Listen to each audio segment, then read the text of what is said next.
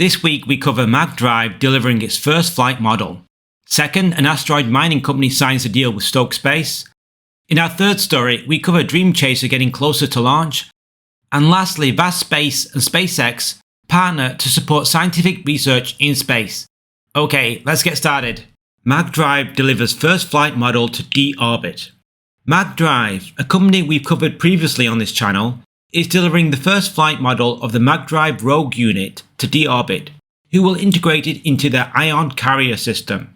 The two companies teamed up to flight test this new plasma thruster in space. After integration, deorbit will ship 2 flight units to the United States for launch in the second quarter of 2025.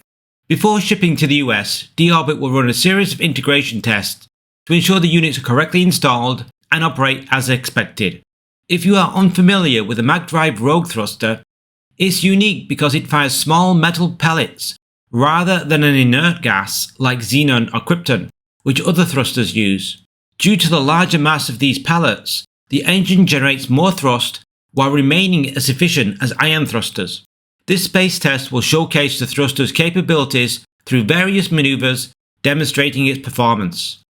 This mission is funded by the European Space Agency's Scale Up program. Now, on to our next story about an asteroid mining company. AstroForge targets Asteroid and strikes a deal with Stoke. AstroForge, an asteroid mining company, is set to launch its Odin satellite on a ride-shared mission soon. This week, they revealed the target asteroid for the mission, 2022 OB5. The aim is for Odin to rendezvous with the asteroid to capture images and gather sensor data, prospecting for valuable minerals. A future mission will attempt to land on and mine the asteroid. 2022 OB5, which is less than a kilometer in diameter, is an M-type asteroid known for its high metal content, potentially making it a lucrative find. AstroForge plans for the Odin satellite to fly by the asteroid approximately 300 days after launch, when it will be close to Earth, allowing for swift transmission of data back for analysis.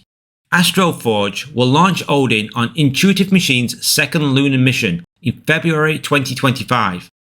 This mission, heading towards the Moon, provides an ideal trajectory for AstroForge's satellite to separate and head towards the asteroid. AstroForge has already sent its first satellite into space on the SpaceX Transporter 7 rideshare mission. Their third satellite, designed to actually land on an asteroid, will fly on Intuitive Machines' third lunar mission, IM-3, scheduled for October 2025. Although 2022 OB5 is promising, AstroForge indicates it might not be their most lucrative target, hinting at plans for other potentially more valuable asteroids. The cost of this mission is around $6.5 million, which is cheap considering the satellite is heading to deep space. In more news about AstroForge, they signed a deal with Stoke Space, an American launch provider for future missions. They chose Stoke because its powerful second stage can achieve direct insertions, bypassing the need for gravity assists, and can handle more cargo, crucial for transporting mining equipment into deep space. For more insights on AstroForge and Stoke Space, check out my videos on these companies.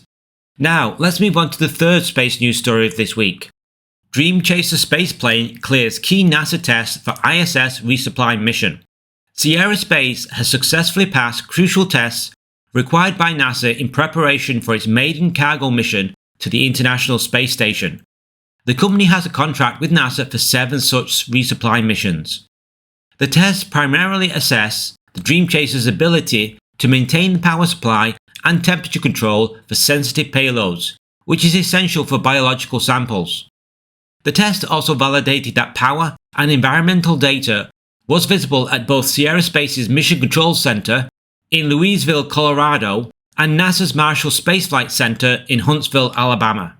Space Tango, one of the companies that will be flying on the Dream Chaser vehicle, said they were happy with the results of the test.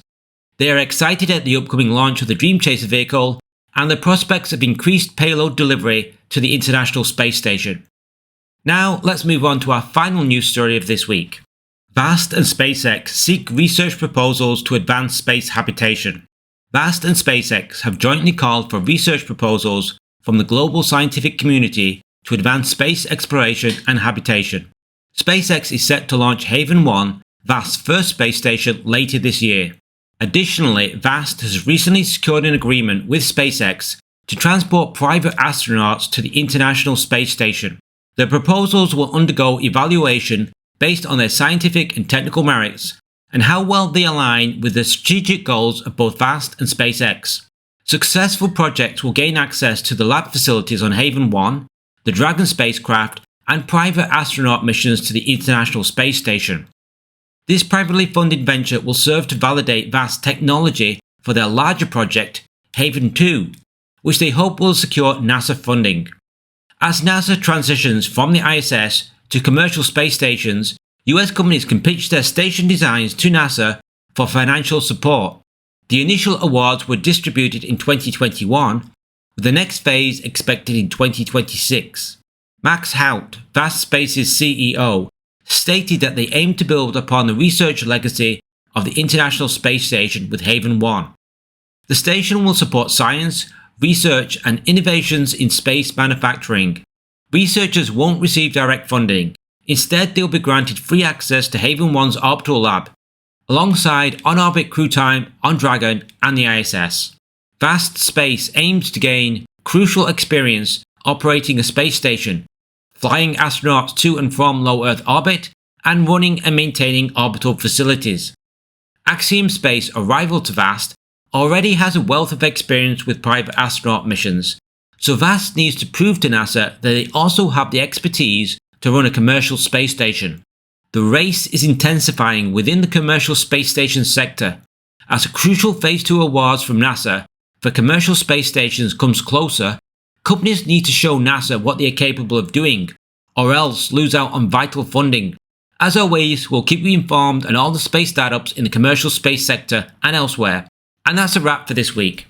Be sure to like and subscribe so you'll see our upcoming videos. We make videos every week covering the space industry, with an emphasis on the smaller space startups that aren't covered so well on other channels. See you soon!